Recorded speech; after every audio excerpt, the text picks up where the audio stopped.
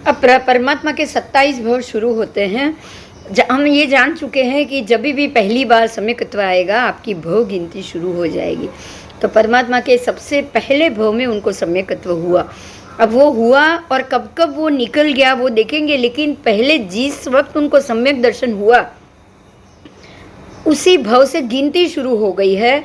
अब वो नियत से इतने ही भव रहेंगे और ये भव के बाद उनका मोक्ष होगा।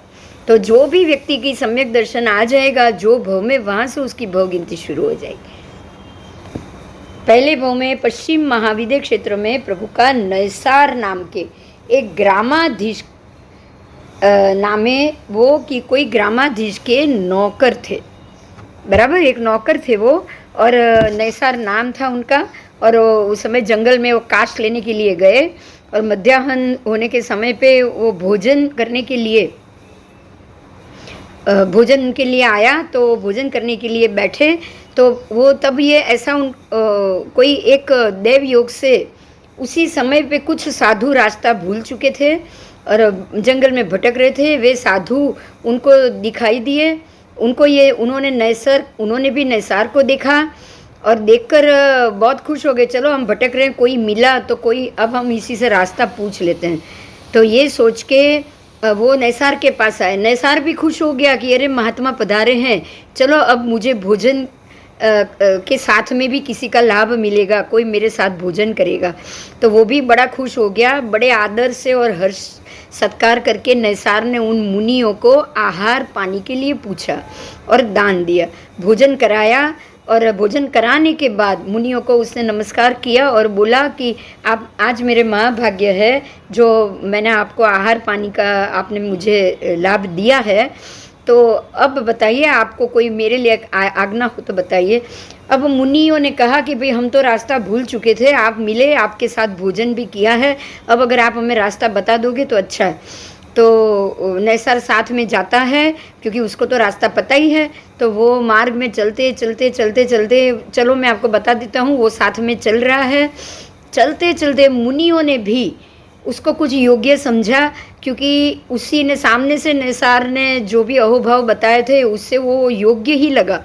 और मुनियों को भी योग्यता जानकर उससे बातचीत मुनियों ने शुरू कर ली। रास्ते में बातचीत करते धर्मोपदेश देते गए मुनि और संकीत प्राप्त करा दिया। क्योंकि मुनियों ने ये बताया कि भाई तू हमको ये जंगल से बाहर निकाल, यहाँ से अटवी का रास्ता तू बता रहा है तो हम भी तुमको संसार अटवी से बाहर निकालने का रास्ता बताएंगे।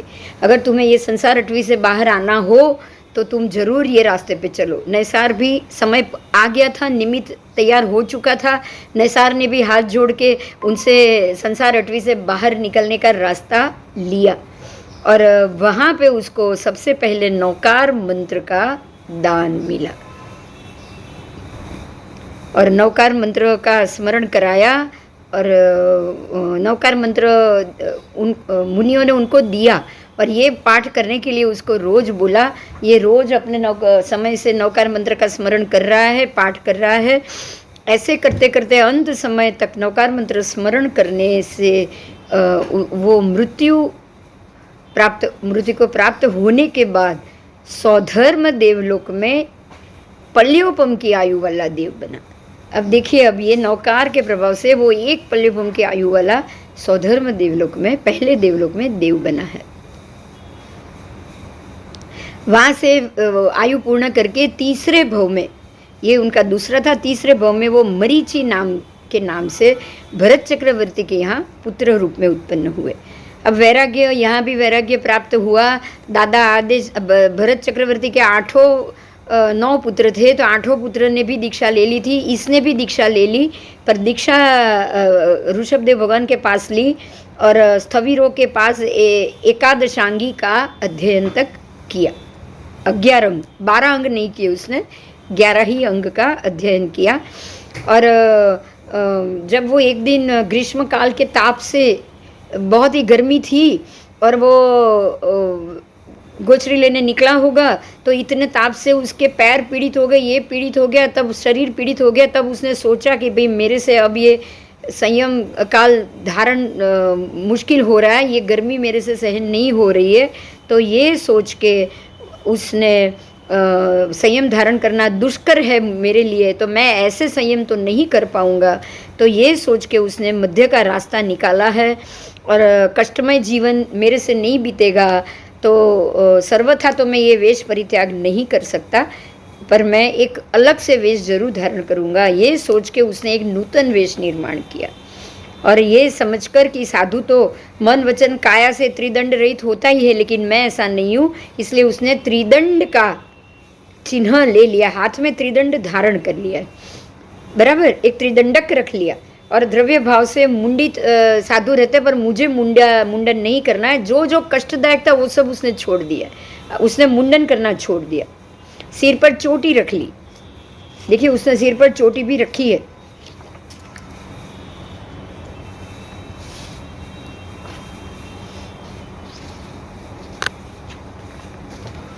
और क्षूर मुंडन स्वीकार किया, अस्त्रा से मुंडन, क्षूर का मतलब अस्त्रा से मुंडन कर रहा है, पीछे की चोटी वो रख रहा है। उसने निश्चय किया कि साधु सर्व प्राणातिपात की वृत्ति रखते हैं, वो सर्व प्राणातिपात की वृत्ति रखते हैं, लेकिन मैं स्थूल प्राणातिपात की वृत्ति रखूंगा। मतलब आधा श्रावक जैसा भेष हो गया ना, पूरा श्रावक का भेष हो गया, इसलिए उसने स्थूल प्राणातिपात वृत्ति का व्रत रख लिया। साधुशील सुगंधित है, मैं वैसा नहीं हूँ, इसलिए चंदन आदि का लेप करूंगा। तो अब वो चंदन का लेप कर रहा है कपाल पे और सब पे, बराबर। तो मुनिराज तो मोह रही थे, इसलिए मैं ऐसा नहीं करूंगा, एक छत्र भी रखूंगा। देखिए आप ध्यान से सुनिएगा मेरी बात।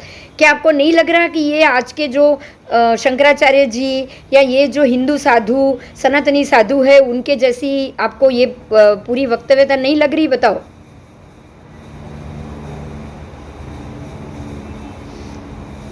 आज के जो जगत गुरु है, आज के जो शंकराचार्य है,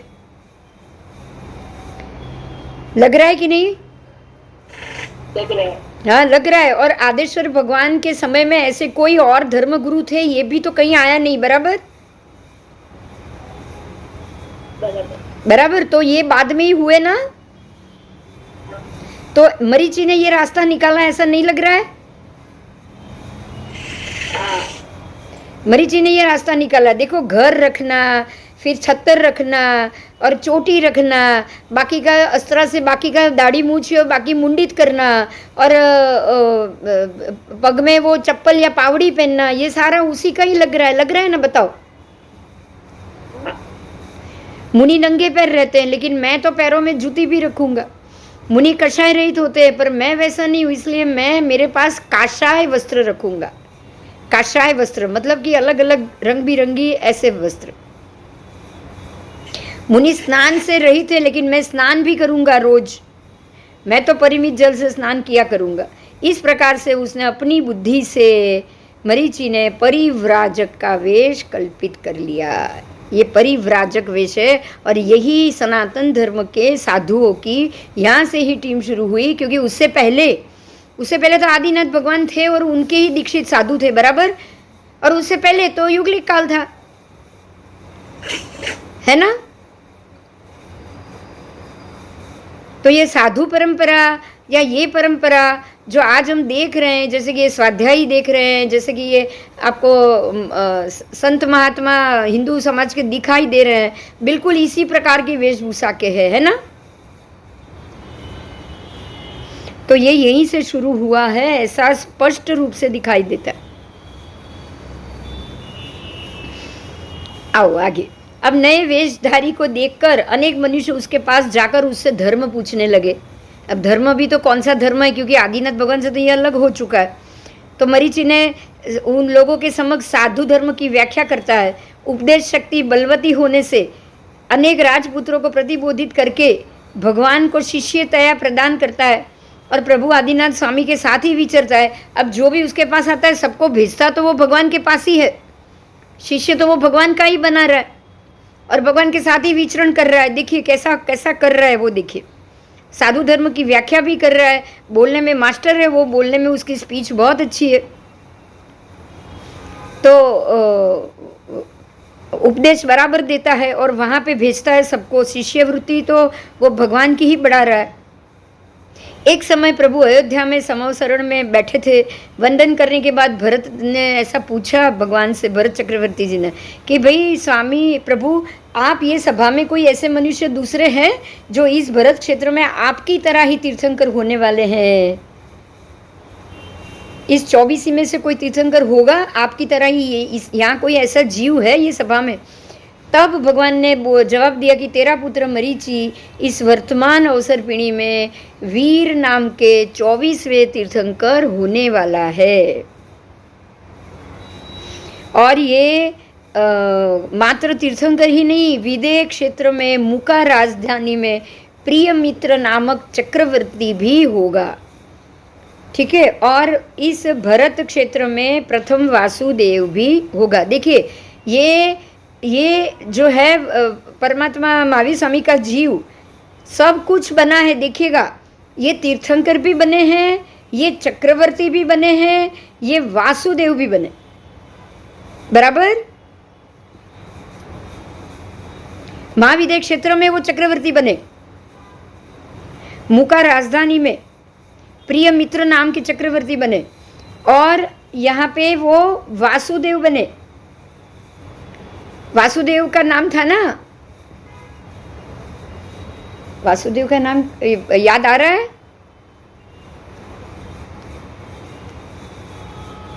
आवश्य आवश्य भूली गई, आज काले ज याद આવ્યું હતું ને। चल, त्रिपुष्टिक वासुदेव। हाँ ना, हाँ त्रिपुष्ट वासुदेव, यस, त्रिपुष्ट वासुदेव। अब यहाँ वो त्रिपुष्ट वासुदेव बनेंगे और प्रिय मित्र नाम के चक्रवर्ती बनेंगे और वीर प्रभु नाम से तीर्थंकर बनेंगे। एक ही जीव, उसने सारी तीनों चीज ली है। ये सुनकर हर्षित हुआ मरी भरत। अब भरत राजा तो बहुत खुश हो गया। वो क्या सोच रहा है, मेरे पिता भी तीर्थंकर और मेरा पुत्र भी तीर्थंकर, भावी तीर्थंकर, तो ये तो खुशी हो जाएगा ना। तो जाकर 3 प्रदक्षिणा देते हैं मरीचि के और कहते हैं कि हे मरीचि, संसार में जितने श्रेष्ठ पद है वो सब तूने ही प्राप्त कर लिए। देखिए कितना खुश होता है। आज एक बाप है ना, वो अपने बेटे को देखकर खुश हो रहा है कि जितने भी श्रेष्ठ पद है, तीर्थंकर पद, वासुदेव पद और चक्रवर्ती पद, ये तीनों के तीनों अच्छे पद है। वो प्रति वासुदेव नहीं बने, लेकिन तीनों के तीनों अच्छे पद लिया है। तो 3 पद का धारक तू मेरा बेटा, और तूने सारे के सारे पद तूने ही धारण कर लिए। अब मरीचि को यहाँ तक तो मालूम नहीं कि वो तीनों बनने वाला है आगे, बराबर, क्योंकि तू अंतिम तीर्थंकर बनेगा, पहला वासुदेव बनेगा, प्रथम वासुदेव बनेगा और चक्रवर्ती भी बनेगा। तो ये मैं तेरे पारिव्राजक वेश को वंदन नहीं कर रहा हूँ, किंतु तू भावी काल में अंतिम तीर्थंकर होने वाला है। इस अपेक्षा से मैं तुम्हारे भावी तीर्थंकर के जीव को नमस्कार कर रहा हूँ। और ऐसा करके वो मरीचि की उन्होंने स्तुति की और भरत अपने स्थान पर चले गए। देखिए यहाँ एक बात और समझनी है आपको। भरत राजा अंतिम भवी है, चरम भवी है। इसी भव में वो केवली होने वाले, इसी भव में वो बिना दीक्षा श्रावकपणे में केवली होने वाले। उनके सारे कर्म इतने क्षय हो चुके थे अब तक कि वो बिल्कुल निखालस थे। बोलो, अगर निखालस नहीं होते तो ऐसा करते? सोचो आप, पॉसिबल है किसी भी पिता के लिए अपने पुत्र को ही इस प्रकार से वंदन करना? नहीं, पॉसिबल नहीं। और वो भी एक चक्रवर्ती राजा। एक चक्रवर्ती राजा अपने पुत्र को, जो एक विचित्र वेश बनाकर बैठा है, जो अभी आज तो साधु समुदाय से भी, साधु का नहीं पर वो साधु से भी अलग निकल कर बैठा हुआ है, चारित्र आधा छोड़ के बैठा हुआ है। अगर भरत राजा सरल नहीं होते तो ये कर ही नहीं पाते, ये समझना। तो श्रावकपणा में राग द्वेष निकल जाने के कारण उनकी स्थिति बिल्कुल सूक्ष्म कषाई हो गए थे, वो संजवलन कषाई हो चुके थे। यही कारण थे कि उन्होंने जाके मरीचि को प्रणाम किया, प्रदक्षिणा तक दे दी। आप सोचो, तो ये इन्होंने सारी चीज सरलता के कारण की। अब सरल, वो सरल थे लेकिन मरीचि सरल नहीं थे ना, मरीचि सरल नहीं थे। तो मरीचि ने ये इसका क्या रिजल्ट हुआ, आप ये सोचो इसका रिजल्ट ये हुआ कि मरीचि अपने भावी को जान के कि अरे मैं तीर्थंकर, मैं बनूंगा, मैं चक्रवर्ती बनूंगा, मैं वासुदेव बनूंगा, क्या मेरा कुल, मेरे दादा भी वासुदेव, मेरे दादा पहले तीर्थंकर, मेरे पिता भरत चक्रवर्ती, मेरे पिता भी चक्रवर्ती, दादा तीर्थंकर और मैं खुद तीनों बनूंगा चक्रवर्ती, तो क्या मेरा कुल है, अरे वाह मेरे इतना उत्तम कुल, और मेरे अंदर इतनी उत्तम शक्तियां हैं कि मैं ये सारी चीज़ों को लेकर एक ऐसे कुल में पैदा हुआ, उसको अहंकार आ गया। ये सोचते सोचते ये बात सुनने के बाद मरीचि खुश हो गया, बहुत खुश हो गया, और हर्ष के आवेश में वो त्रिपदी है ना, त्रिपदी थी ना, उसके हाथ में दंड, वो पछाड़ पछाड़ के वो नाचने लगा, और नाचते नाचते नाचते वो इस प्रकार से गाने लगा। देखिए सुनिए वो क्या शब्द है वो बोल रही हूँ मैं प्राकृत भाषा के, वो जानिए। प्रथमो वासुदेवो हम, मैं पहला वासुदेव, मुकायाम चक्रवर्ती अहम, मुका नगरी में मैं चक्रवर्ती बनूंगा, परम तीर्थ राजो अहम, मैं चरम तीर्थ राजो अहम, मैं अंतिम तीर्थंकर बनूंगा, ममा हो उत्तमम कुलम, मेरा कुल कितना उत्तम है आप सोचिए, मेरा कुल इतना उत्तम है। आद्यो हम वासुदेवा नाम, पिता में चक्रवर्ती नाम, मेरे दादा कौन, मेरे दादा कौन, वो आदि तीर्थंकर, और मेरे पिता चक्रवर्ती, पितामहो जिनेन्द्राणाम, और मेरे जो पितामह है वो दादा मेरे तीर्थपति तीर्थंकर परमात्मा, बराबर। अभी तो आदि अहम वासुदेवम, अभी मैं और वासुदेव भी बनूंगा, आदि अहम वासुदेवा नाम मतलब मैं वासुदेव भी बनूंगा, पिता में चक्रवर्ती नाम, पिता मेरे चक्रवर्ती है, और पिता महो जिनेन्द्राणाम ममा हो, मेरे दादा मेरे पितामह जिनेन्द्र परमात्मा आज है, उत्तमम ममा हो उत्तमम कुलम, मेरा कुल सर्वोत्कृष्ट है, उत्तम है। ये सोच के वो हाथ में ले लेकर नाच रहे, कूद रहे, नाच रहे, कूद रहे।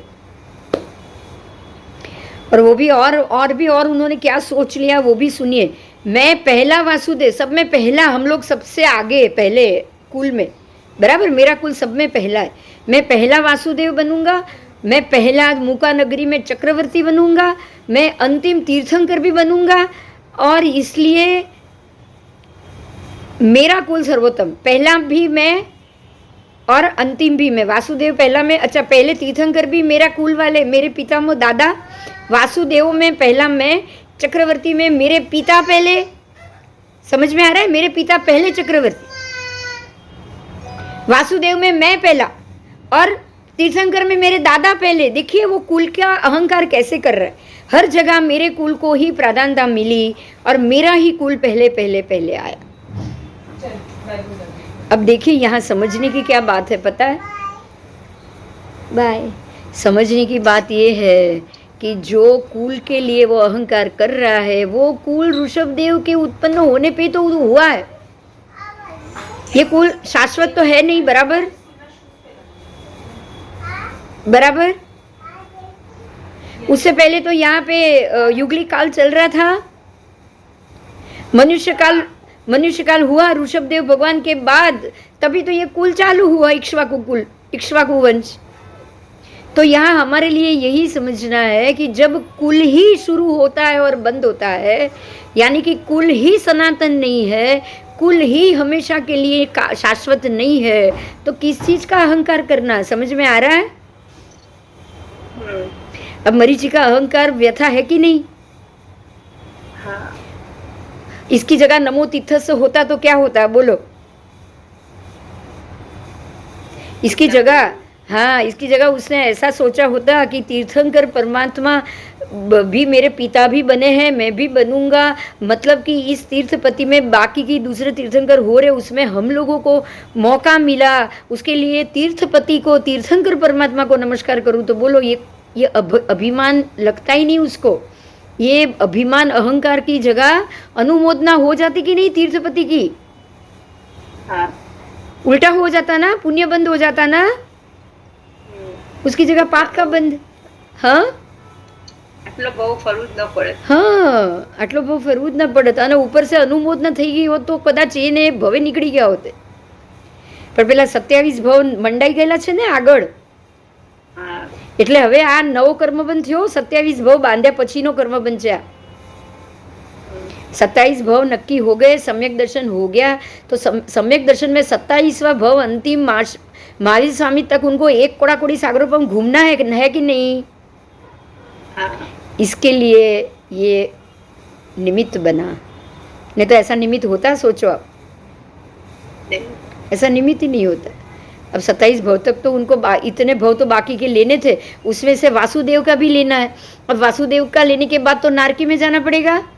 अच्छा, चक्रवर्ती का भी लेना है. चक्रवर्ती के बाद भी तो कोई लंबी या देवलोक या नारकी आएगी?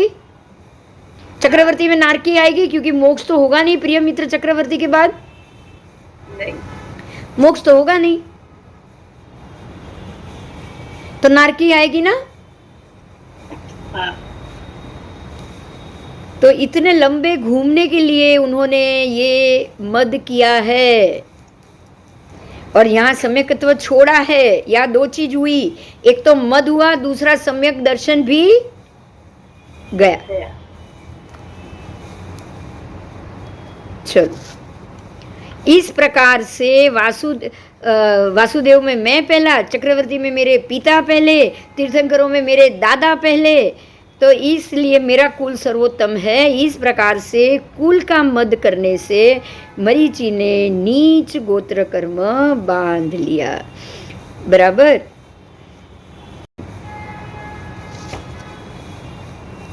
जो मनुष्य जाति, लाभ, कुल, ऐश्वर्य, बल, रूप, तप और विद्या, देखिए 8 चीज, 8 प्रकार के मद है. मैं नाम बोल रही हूँ.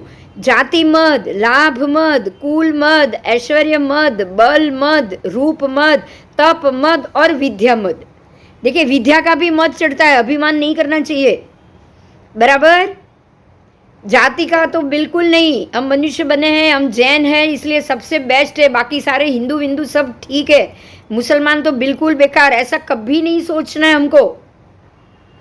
आपको वहां नहीं जाना मिला है ना, नसीब समझो, है कि नहीं.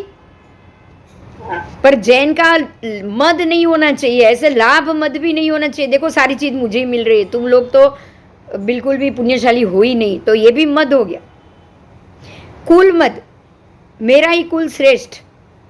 फिर ऐश्वर्य मद, जो मेरे पास पैसा वैसा सब है वो किसी के भी पास नहीं है. बराबर. तो ये भी ऐश्वर्य मद हुआ. उसके बाद बल मद, ताकत का मद. ताकत की मद तो बहुत होती है. ताकत का इस्तेमाल करके दूसरों को हम बताते हैं कि देखो तेरे अंदर क्या, खाओ पियो तो ताकत आएगी. हम ऐसा ऊपर से बोल देते हैं ना,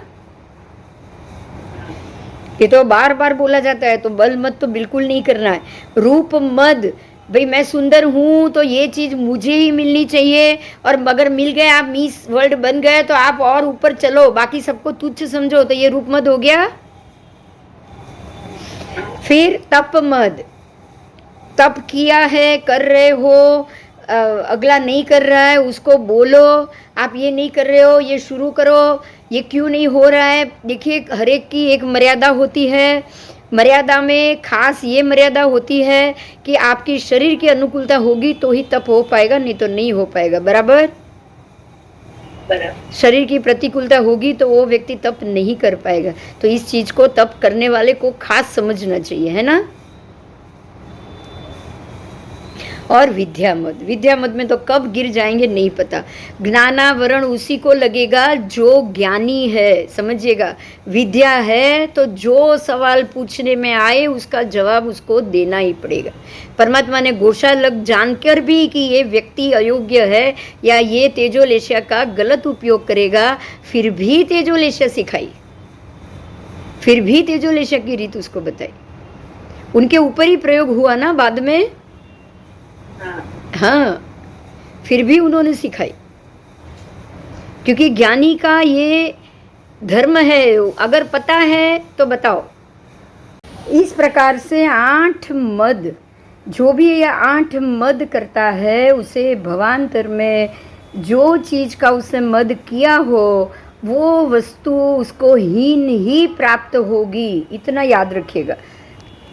यहाँ कुल मद हुआ है, मरीचि ने कुल मद किया है कि मेरा कुल जैसा कोई और कुल है ही नहीं, सर्व में प्रथम ऐसा मेरा कुल है, और मैं खुद प्रथम हूँ हर जगह। और ये कारण था कि उसने कुल का मद किया, इसलिए मरीचि ने नीच गोत्र कर्म बांध दिया। और भवांतर में ये उदय में आना है उसको। तो अब भगवान के निर्वाण होने पर भी मरीचि साधुओं के साथ ही विचर रहा है, और उनके उपदेश से अनेक मुनियों को प्रतिबोध करके मुनियों को शिष्यतया समर्पण करता है। वैराग्य प्राप्त करके जो दीक्षा ग्रहण करना चाहे उसको वो साधुओं के पास भेज देता है। एक दिन मरीचि बीमार हो गया, उस समय उसे कोई पानी तक देने के लिए नहीं आया।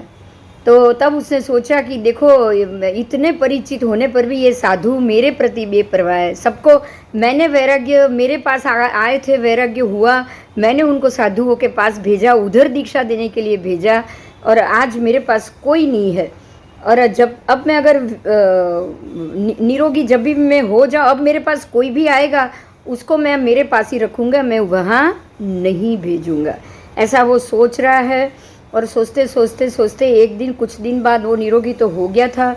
एक दिन ऐसा कपिल नाम का एक राजकुमार वहाँ आया, और वो राजकुमार मरीचि की देशना सुनकर, बातें सुनकर उसका वैराग्य उसको प्राप्त हो गया। और उसको वो कपिल राजकुमार था। हाँ, आपको नहीं पता है, हमको नहीं पता था। तो ये राजकुमार कपिल ने कहा कि स्वामीन, मैं तो आपके दर्शन में व्रत ग्रहण करूँगा, मुझे व्रत ग्रहण करना है, लेकिन आपके दर्शन में करना है। दर्शन यानी कि आपका जो पथ है उसी में, आप जैसे रह रहे हो वैसे मुझे रहना है। मरीचि बोला कि कपिल, साधु मन वचन काया से दंड से रहित है, पर मैं वैसा नहीं हूँ।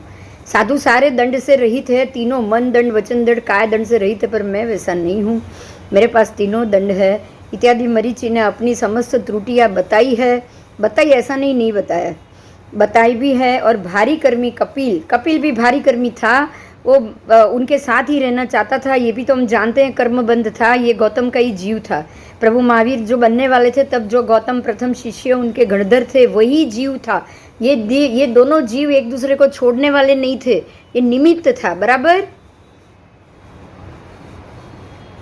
आप गलती करो, साथ वाला भी गलती करे, इसका अर्थ ये हो गया कि एक निमित्त है ये, भविष्य में भी दोनों को साथ में रहना, इसलिए वो आज आपको छोड़ना नहीं चाहता है ना। हाँ, कितनी सारी चीजें हमें सीखने को मिल रही है इससे, कि ऐसे ही कोई व्यक्ति आपके साथ आज अगर ये व्यवहार कर रहा है तो समझ लीजिएगा कि ये व्यक्ति आपके साथ ही रहना चाहता है और भवंतर में भी रहने वाला है, तभी वो आपको नहीं छोड़ रहा है। बराबर बराबर, याद रखજો दक्षा કાશ્મીર ભવાંતરમાં છોડવાનું નથી, એટલે જ રહો છો સાથે, રાઈટ? હા ને અમિતાબેન, તમે જોડાઈ ગયા હવે। चलो, तो कपिल ने कहा कि नहीं, मैं तो आपके पास ही धर्म ग्रहण करूँगा। बराबर, तो मरीचि ने जवाब दिया है उसको बहुत अच्छे से कि मरीचि ने अपनी सारी त्रुटियां बताई है। पर जो कपिल भारी कर्मी था, उसको भी 27 भव घूमने बाकी थे ना, बाकी के भव तो बाकी थे उसके भी, ये तीसरे ही भव में मिले। सब भगवान के 27 भव तक कपिल को भी तो घूमना ही था, इसीलिए उसने वहाँ से जाने के लिए मना कर दिया। और वो परांग मुख होके बोला, कपिल परांग मुख होके बोला, मतलब थोड़ी उल्टी वाणी में बोला, क्या आपके दर्शन में सर्वथा धर्म नहीं है? क्या आपके दर्शन में धर्म ही नहीं है? ऐसा है? बिल्कुल नहीं है। ये सुनकर मरीचि ने विचारा कि ये मेरे योग्य शिष्य मुझे मिला है, जैसा मैं हूँ वैसा ये भी है, और ये मेरे ही तरह रहना चाहता है।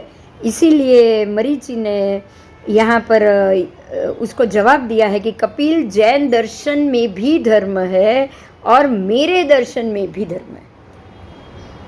देखिए यहाँ क्या कर दिया कपिल ने, मरीचि ने एक और गलती कर दी। आज तक वो जैन दर्शन को ही श्रेष्ठ मान रहा था, आज तक वो ये मान रहा था मेरे से नहीं हो रहा, इसलिए मैं ये अवस्था में रह रहा हूँ, इसलिए सारे साधु को वहाँ भेज रहा था। अब उसको साधु की आवश्यकता पड़ी है, उसने ये कह दिया कि वहाँ भी जैन दर्शन में भी धर्म है और मेरे दर्शन में भी धर्म।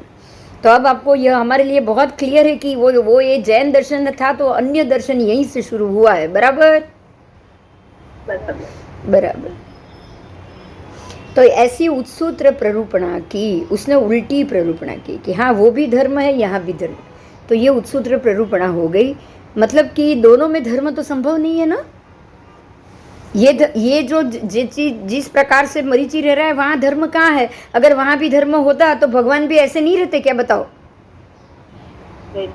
भगवान भी ऐसे ही रहते ना। भगवान क्यों जो अलग रीत से रह रहे हैं? वैराग्य का अर्थ ही है सब कुछ छोड़ना। वैराग्य का अर्थ ही है कि शरीर को भी छोड़ना। यहाँ शरीर को कष्ट नहीं दिया जाता, लेकिन शरीर की जो जरूरत है उसको टाला जाता है। अगर हम शरीर की ही जरूरत पूरी करेंगे तो होगा क्या? आप शरीर प्रिय हो जाओगे तो अगले जन्म में जो प्रिय हो, जिसकी जरूरत आप पूरी कर रहे हो, वो सबसे पहले आके मिलेगा कि नहीं? अगर आपको अगला जन्म ही नहीं चाहिए तो शरीर की आड़ पंपाड़ छोड़नी पड़ेगी कि नहीं, बताओ? छोड़नी पड़ेगी। शरीर को एक साधन समझना पड़ेगा, और साधन समझ के उस साधन से मोक्ष की यात्रा करनी पड़ेगी। मोक्ष को साधना पड़ेगा। साधन शरीर है, आपकी आत्मा साधक है, और साध्य कौन है? मोक्ष। साध्य कौन है? साध्य करना मतलब किसको साध्य करना चाहते हो आप? तो साधन साध्य साधक का संबंध कहाँ तक रहेगा? साधक साधन का संबंध कहाँ तक रखेगा? मोक्ष तक ही ना, बाकी नहीं ना। नहीं। तो आप उसका संबंध टेम्पररी रखोगे तो ही अच्छा है। अगर उसी के पीछे भागे तो कहाँ से आपका मोक्ष कहाँ से हो पाएगा? अगले जन्म में आपको वही साधन वापस मिल जाएगा, है ना? हाँ। अगर आप उसको भोग का साधन मानोगे तो भोग मिलेगा, आप उसको मोक्ष का साधन मानोगे तो मोक्ष मिलेगा। बराबर? बराबर। तो जैन दर्शन और अन्य दर्शन में यही फर्क है। कपिल ने मरीचि के पास दीक्षा ले ली, और मरीचि ने ये जो कहा कि जैन दर्शन में भी धर्म है और मेरे दर्शन में भी धर्म है, इसी के कारण उसने कोटा कोटि सागर प्रमाण संसार उपार्जन कर लिया। बराबर? तो देखिए यहाँ उसने मिथ्यात्व का उदय वापस लाया है। समझ में आ रहा है? ये बोल के मिथ्यात्व का उदय आया कि नहीं? आया। और इस कर्म की आलोचना किए बिना, आलोचना की नहीं। देखिए आलोचन कर लेता तो बहुत अच्छा होता, पर आलोचन तो वो करेगा ना जो उसको गलत मानता है। अगर आप ऐसा मान भी लो, कुछ समय निकल जाए, उसके बाद वो गलती मानो और फिर आलोचना ले लो तो आप उससे बच पाओगे। बराबर? तो आलोचना किए बिना ही 84 लाख पूर्व की आयु पूरी कर दी, और मरने के बाद चौथे ब्रह्मलोक में वो 10 सागरोपम की स्थिति वाला देव बना। मरीचि यहाँ चौथे भव में आया है, वहाँ से 10 सागरोपम पूरा करके कोल्लाक नाम के ग्राम में 80 लाख पूर्व की आयु वाला ब्राह्मण हुआ। 80 लाख पूर्व आयु। बराबर? ये तो यहाँ नहीं होगा ना 5वें भव में कोल्लाक सन्निवेश में, मतलब महाविदेह में हुआ वो, क्योंकि यहाँ तो चौथा आरा चल रहा है। यहाँ तो चौथा आरा चल रहा है, तो यहाँ तो ये 80 लाख पूर्व का समय आएगा भी नहीं उसको। शायद आ भी सकता है, शायद आ भी सकता है, क्योंकि ये ज़्यादा से ज़्यादा तो अजितनाथ भगवान के समय तक पहुँचा होगा, उससे ज़्यादा नहीं। बराबर? हाँ, अति विषयाक्त हुआ, वहाँ पे अति विषयाक्त हुआ। देखिए अभी सम्यक दर्शन चला गया तो ब्राह्मण कुल में जन्म, और विषयाक्त विषय में इतना वो, क्योंकि सम्यक दर्शन चला गया, मिथ्यात्व वापस आ गया, तो अंत में त्रिदंडी बनकर मरा। बीच में बहुत काल तक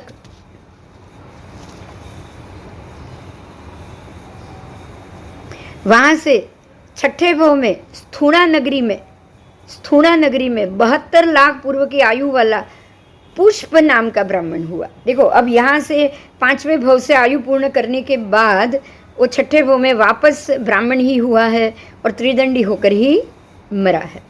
वापस 7वें भव में सौधर्म देवलोक की मध्यम स्थिति का देव हुआ। वहाँ से निकल के 8वें भव में चैत्य ग्राम में 60 लाख पूर्व की आयु वाला अग्निध्योत नाम का ब्राह्मण हुआ और अंत में त्रिदंडी होके मरा। वहाँ से 9वें भव में ईशान देवलोक में मध्यम स्थिति वाला ईशान देवलोक में देव हुआ। वहाँ से चवित होकर 10वें भव में मंदर ग्राम में 56 लाख पूर्व की आयु वाला अग्निभूति नामक ब्राह्मण हुआ। वो बहुत बार महाविद्या में गए हैं, इसलिए वहाँ की आयु, वहाँ का समय, वहाँ का बहुत लंबा समय उन्होंने वहाँ पे बिताया है।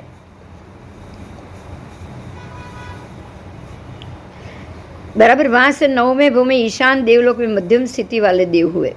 वहाँ से चवित होकर 10वें भव में मंदर ग्राम में 56 लाख पूर्व की आयु वाला अग्निभूति नाम का वो ब्राह्मण त्रिदंडी हुए। 11वें भव में तीसरे कल्प में मध्यम स्थिति वाले देव हुए। फिर 12वें भव में श्वेतांबी नगरी में 44 लाख पूर्व आयु वाले भारद्वाज नाम के ब्राह्मण हुए और त्रिदंडी होकर मरे। उसके बाद 13वें में महेंद्र कल्प में मध्यम स्थिति वाले देव हुए। वहाँ से फिर कुछ काल तक, वहाँ से 14वें भव में राजगुरु नगर में 34 लाख पूर्व की आयु वाले स्थावर नाम के ब्राह्मण हुए। बराबर। अंत में त्रिदंडी होकर 15वें भव में ब्रह्मलोक नाम के स्वर्ग में मध्यम स्थिति वाले देव हुए। देखिए यहाँ तक उनको सम्यक दर्शन नहीं आया है। 16वें भव में कोटि वर्ष आयु वाले विश्वभूति अणगार हुए। विश्वभूति युवराज नाम के युवराज हुए, राजा के पुत्र हुए और संभूति मुनि के पास उन्होंने दीक्षा ली। 1000 वर्ष तक घोर तप किया। एक मास समय मास खमण के पारणे में, 1000 वर्ष का जो तप चल रहा था उसमें मास खमण पे मास खमण किए, कुछ 11 लाख जितने मास खमण भी किए हैं। और मास खमण के पारणे में, पारणे पे मास खमण, वापस पारणे पे मास खमण, ऐसे तप कर रहे थे। और उसमें उन्होंने मथुरा नगरी में गोचरी के लिए वो जा रहे थे। कायाक्रूश हो गई थी। मार्ग में एक गाय ने उनको सींग से उड़ाया और तपस्या से क्रूश हो गए थे, इसलिए वो जमीन पे गिर पड़े।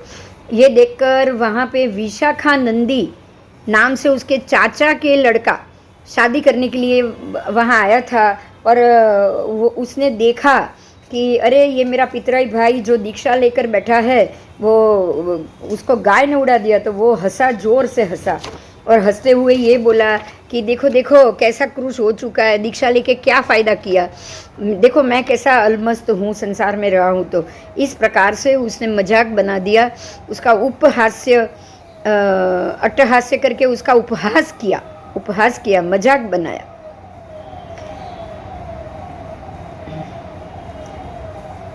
एक मिनट, हाँ, ये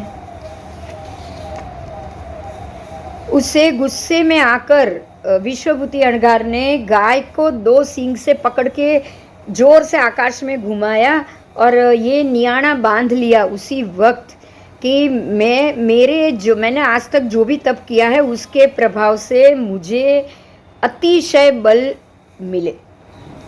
बराबर। जो भी मैंने तप किया है उसके प्रभाव से मैं अधिक बलवान से बलवान बनूं। और तब वहाँ से फिर बाद में वो मृत्यु हो गई उनकी और कोई भी आलोचना नहीं ली। इसलिए 17वें भव में, यहाँ से तो तपस्वी थे इसलिए मरने के बाद देव बने, वो महाशुक विमान में उत्कृष्ट स्थिति वाले देव हुए। बराबर। अब देव होने के बाद देखिए अभी तक सम्यक दर्शन नहीं आया, जो भी हो रहा है तपस्या और वो तप के कारण वो वहाँ पहुँचे हुए। 18वें भव में पोतनपुर के राजा प्रजापति जो अपनी पुत्री का ही कामी बना था, पोतनपुर नगरी उसका राजा प्रजापति अपनी ही पुत्री को भोगने के लिए कामी बना हुआ था, उसको अपनी ही पुत्री का भोग करना था, ऐसा कामी था।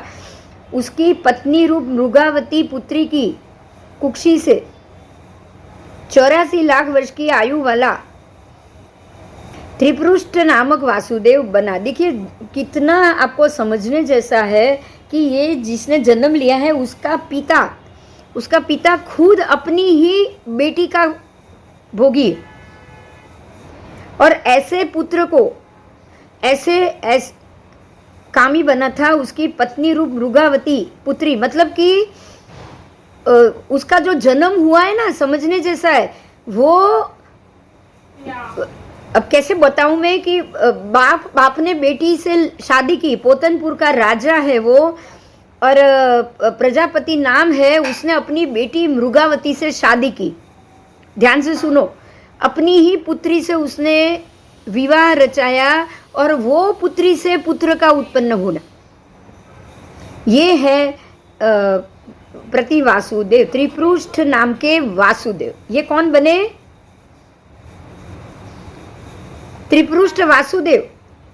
अब आप ये सोचिए कि त्रिपृष्ठ वासुदेव, वासुदेव की उत्पत्ति कैसे हुई है? अपने नाना और माता की शरीर से। समझ में आई मेरी बात?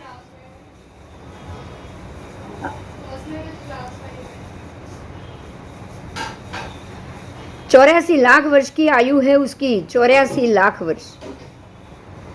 और वासुदेव बने हैं बाल वय में ही। वो प्रति वासुदेव के चावलों के खेत में उपद्रव करने वाले सिंह को शस्त्र छोड़कर उन्होंने चीर डाला।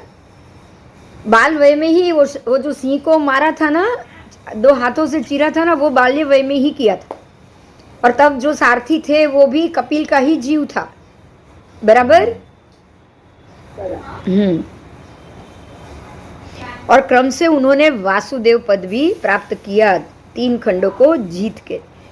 और एक समय ऐसा हुआ, वासुदेव अपने शैया पालक को उन्होंने आज्ञा दी कि भाई मैं जब सो जाऊं, मेरे को नींद नहीं आ रही, आप गाना बजाओ, जब मैं सो जाऊं तब ये गाना बंद कर देना। मगर शैया पालक भूल गया, गाना इतना मधुर बज रहा था, वो खो गया, उसने देखा ही नहीं कि राजा कब सो गए हैं। तो अब सो गया, सोने के बाद उठा तब भी म्यूजिक चालू है, गवैयों को रोका नहीं था उसने। तो उसने शैया पालक को बुलाया और पूछा कि भाई मैं तो निंद्रा में चला गया था, तूने देखा क्यों नहीं, और ये गाना क्यों नहीं बंद करा है? और अब गाना चल रहा है इसलिए मेरी निंद्रा तुरंत खुल गई। तो गुस्से से कुपित होकर बोले।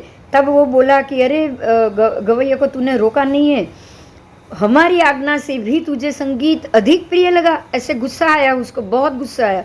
और इतने गुस्से में उन्होंने शैया पालक को मात्र फल चखाने के लिए ऐसी सजा दी कि दोनों कानों में गरम गरम शीशा डलवाया। उसके दोनों कानों में, बहुत सुनने का शौक है ना, तेरे कान ही मैं अभी बजा देता हूँ, ये बोल के उसने दोनों कानों में गरम गरम शीशा डलवाया। शैया पालक इस कृत्य के कारण, इसी कर्म के कारण जब परमात्मा के भव में उनके कानों में वो कीले ठोके गए, कीले, बराबर? हाँ, ये कर्म, सलाखें ठोके गए, ये कर्म का उन्होंने उपार्जन किया। तो ऐसे अनेक दुष्ट कर्म, ये तो खाली 2 ही बताए हैं, क्योंकि ये 2 कर्म बाद में उत्पन्न हुए हैं, सबको पता है इसलिए।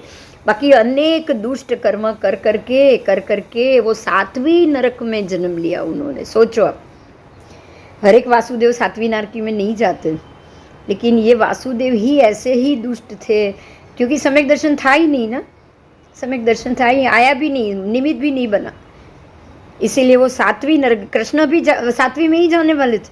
अगर वो निमनाथ भगवान का जो उन्होंने वंदन किया वो नहीं करते तो वो 7वीं में ही होते कि नहीं? हाँ, वो भी 7वीं में ही होते। तो इस प्रकार से वो 7वीं नरक में उत्पन्न हुए। वहाँ से निकलकर 20वें भव में वो सिंह बने, सिंह। अब वहाँ से भी मरने के बाद 21वें भव में 4थी नारकी में वो नारक बने हैं। देखिए, अब हमको ये समझना है कि नरक में जाने के बाद क्या होता है। वहाँ से वो निकले हैं और सिंह बने। सिंह बनने के बाद भी तो सबको मारेंगे और खाएंगे ही ना। तो वहाँ से मरने के बाद, सिंह भव में से भी मरने के बाद 21वें भव में 4थी नरक में गए, क्योंकि सिंह बन के भी कोई सम्यक दर्शन तो है नहीं। वापस 4थी नारकी में गए। अब 4थी नारकी से बाहर निकलने के बाद सीधे 22वें भव में मनुष्य गति में आए। तो अब वो धीरे धीरे जो उनका जो त्रिपुरुष वासुदेव का पाप कर्म था वो 7वीं नारकी, 4थी नारकी सब में भोग कर आए ना।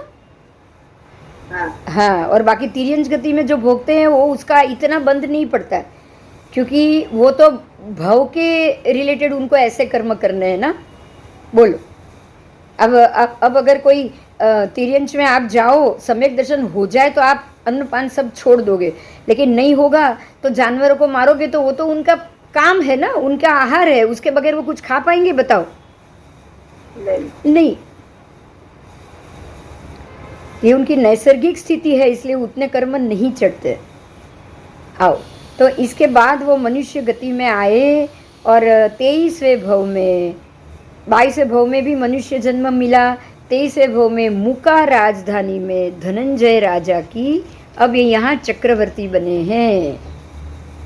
धारिणी देवी की कुक्षी में 84 लाख पूर्व की आयु वाला प्रिय मित्र नाम के चक्रवर्ती हुए। अभी भी यहाँ चक्रवर्ती बने हैं। चक्रवर्ती बनने के बाद भी क्या स्थिति है, उसके बाद भी उसको हम देखेंगे। तो अब तो 23वां भव आ गया है, चक्रवर्ती बने हैं। पोटिलाचार्य के पास उन्होंने दीक्षा भी ली। चक्रवर्ती ने पोटिलाचार्य के पास दीक्षा भी ली और 1 करोड़ वर्ष तक दीक्षा पर्याय पाल के 24वें भव में महाशुक्र देवलोक में वो देव हुए। तो ये भी एक यहाँ नियम नहीं है ऐसा कि चक्रवर्ती अगर दीक्षा ले तो मोक्ष ही जाए, ऐसा कोई नियम नहीं है। बराबर? हाँ, चक्रवर्ती या तो नरक में जाएगा या मोक्ष में जाएगा, ऐसा कोई नियम नहीं है। क्योंकि परमात्मा का ही जीव चक्रवर्ती, प्रिय मित्र चक्रवर्ती बनने के बाद भी उसी भव में 1 करोड़ वर्ष तक दीक्षा पर्याय पाला है, लेकिन फिर भी अभी भव बाकी है ना, कहाँ से मोक्ष होगा बताओ? ऊपर भव लगे हुए हैं, मोक्ष होगा ही नहीं ना, कितनी भी आप साधना करो, कर्म बाकी है अभी भोगना। इसीलिए अब ये चक्रवर्ती बनकर दीक्षा ली, 1 करोड़ वर्ष तक पाला, तो सम्यक दर्शन आ गया ना, वापस आ गया।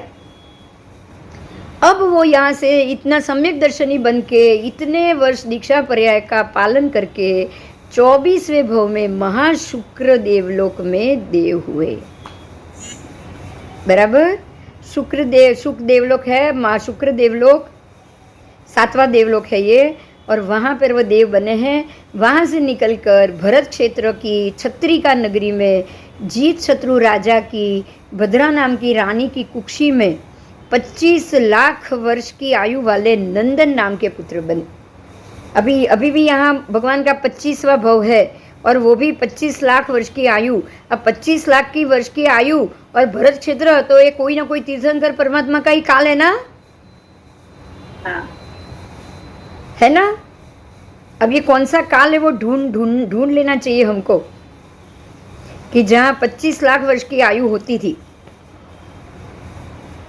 और ये नंदन नाम के पुत्र में पोटिलाचार्य के पास दीक्षा ग्रहण करके वापस पोटिलाचार्य नाम क्यों आया?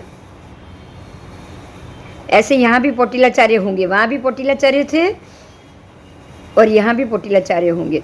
वो महाविद्य के पोटिलाचार्य थे, यहाँ ये पोटिलाचार्य के पास दीक्षा ग्रहण करके जीवन पर्यंत मांस खमन की तपस्या की। जीवन पर्यंत मांस खमन के पाने पे मांस खमन, ऐसे उन्होंने 20 स्थानक तप की आराधना करके तीर्थंकर नाम कर्म निकाचित किया और 1 लाख वर्ष तक चारित्र का पर्याय का पालन किया और मासिक संलेखना करके 26वें प्राणत कल्प में पुष्पोत्तरा वसंतक नाम के विमान में 20 सागरोपम की स्थिति वाले देव हुए।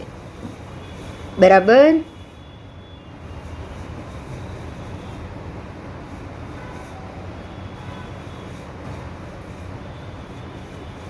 आओ, तीर्थंकर नाम कर्म निकाचित करके, हाँ, वहाँ से चलकर पूर्व में मरीचि के भव में उपार्जन किए हुए और भोगने में कुछ शेष बाकी रहे नीच गोत्र कर्म के प्रभाव से 27वें भव में ब्राह्मण कुंड नगर में ऋषभदत्त ब्राह्मणी की, देवानंदा ब्राह्मणी की कुक्षी में प्रभु अवतरे हैं। इस कारण से इंद्र ये विचार करता है कि इस प्रकार नीच गोत्र के कारण कर्म के उदय से अर्यंत चक्रवर्ती बलदेव और वासुदेव, उनका अवतरण तो तुच्छादि नीच गोत्र में हुआ है। बराबर? आप ये सोचिए कैसे थे वो अर्यंत, चक्रवर्ती भी थे और वासुदेव भी बने कि नहीं? बने। हाँ, और फिर भी आए कहाँ? नीच गोत्र।